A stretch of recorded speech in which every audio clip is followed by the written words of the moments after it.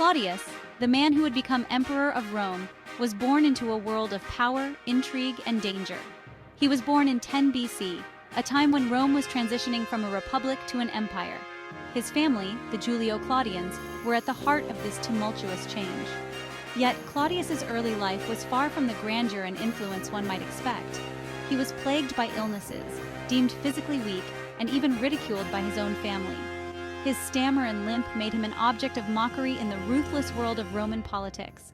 Overshadowed by his ambitious relatives, Claudius spent his formative years on the periphery of power.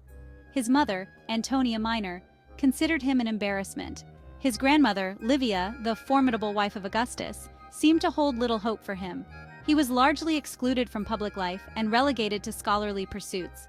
Claudius, however, possessed a sharp intellect and a thirst for knowledge. He devoured scrolls on history, rhetoric, and philosophy, immersing himself in the world of ideas. This period of relative obscurity proved to be a blessing in disguise. While his relatives schemed and clawed their way to the top, Claudius observed the treacherous game of Roman politics from a safe distance. He witnessed the rise and fall of emperors, the brutal consequences of ambition, and the fickle nature of power. This unique perspective would prove invaluable when fate, in a cruel twist, thrust him onto the center stage of Roman history. The overlooked, underestimated Claudius would rise from the shadows to become the most unlikely of emperors. The year was 41 AD. Rome trembled under the rule of Caligula, Claudius's nephew. The young emperor, once hailed as a benevolent ruler, had descended into madness. His reign became a byword for tyranny, extravagance, and cruelty. The Roman Senate, stripped of its power, lived in constant fear. Assassination plots were whispered in dark corners, the air thick with conspiracy. Claudius, now in his 50s, remained a peripheral figure. Yet, his position as Caligula's uncle granted him a dangerous proximity to power. He navigated this treacherous landscape with unexpected cunning, playing the role of the harmless scholar to deflect suspicion. Some historians believe that Claudius's perceived infirmities were exaggerated, a calculated act to ensure his survival in a family notorious for its ruthlessness. On January 24, 41 AD, Caligula was assassinated by the Praetorian Guard. Amidst the ensuing chaos, Claudius hid in the palace. Legend has it that he was found hiding behind a curtain by a group of soldiers. They proclaimed him emperor, much to his purported surprise. Whether Claudius was a willing participant in the plot against Caligula or a genuinely reluctant emperor remains a subject of historical debate. Regardless of the circumstances, Claudius ascended to the throne. The overlooked intellectual, dismissed and ridiculed for decades, was now the most powerful man in the Roman world. The reign of Claudius, the accidental emperor, had begun. Few expected Claudius's reign to be anything other than a footnote in Roman history. Yet, the underestimated emperor would surprise everyone. He possessed a keen intellect and a surprising aptitude for leadership. He quickly consolidated his power, securing the loyalty of the Praetorian Guard and asserting his authority over the Roman Senate. Claudius's reign, far from being a continuation of Caligula's excesses, ushered in a period of stability and prosperity.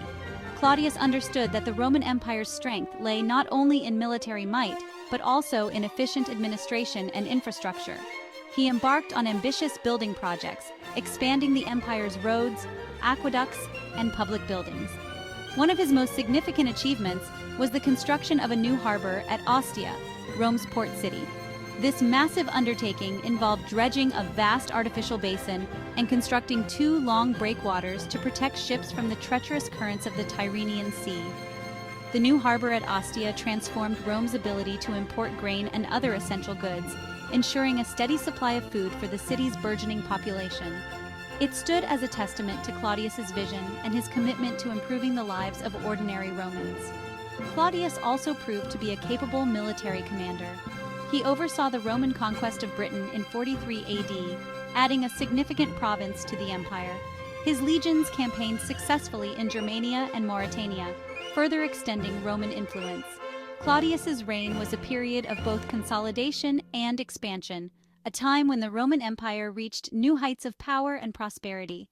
If you enjoyed learning about Claudius and his impact on Rome, make sure to like this video and subscribe to our channel for more fascinating historical content.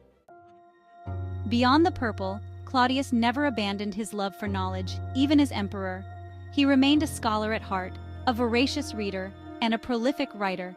He authored numerous historical works, including histories of the Etruscans and the Carthaginians, though sadly, these have been lost to time. Claudius was particularly fascinated by language and grammar. He championed the use of the Latin language, believing in its power to unify the diverse peoples of the Roman Empire. He even introduced 3 new letters to the Latin alphabet, though these additions did not survive the test of time. Claudius's intellectual pursuits extended beyond the written word. He was a keen observer of Roman customs and traditions.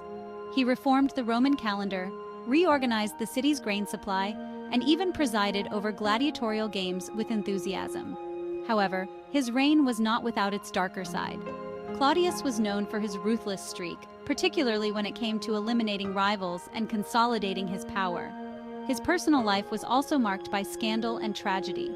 Despite his intellectual achievements and administrative successes, Claudius's legacy would be forever intertwined with the women he loved and the enemies he made in the cutthroat world of Roman imperial politics.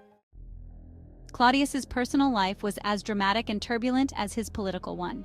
He married 4 times, but it was his 3rd and 4th marriages, to Messalina and Agrippina the Younger, that would become the stuff of legend and scandal.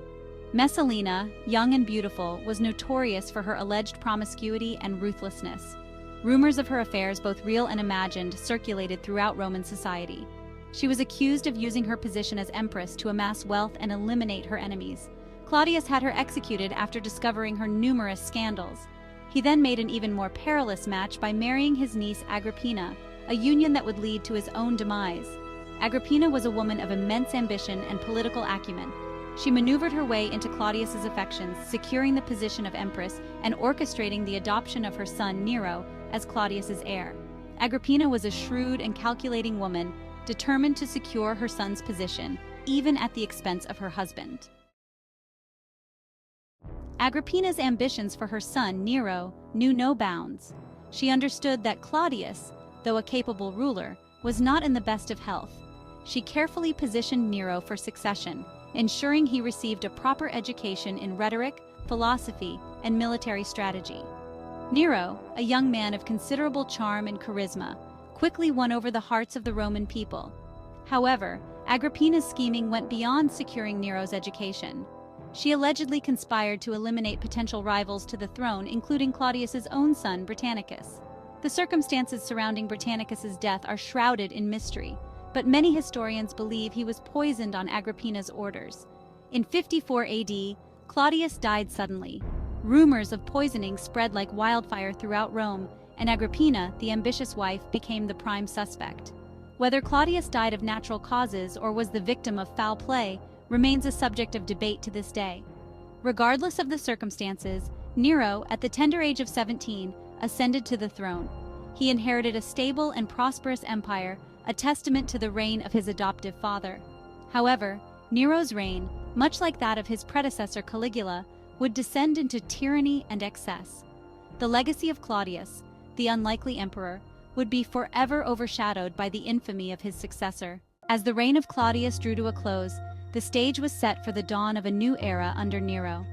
While the young emperor's ascent was marred by whispers of betrayal and intrigue, Rome stood on the cusp of what many hoped would be a golden age. Yet the shadows of ambition and power would soon darken Nero's rule, casting a long-lasting pall over the empire. We would like to thank our sponsor, Ocean Antiques, where you can find a wide variety of ancient coins and antique maps. Thank you for watching, and don't forget to subscribe for more tales from the past.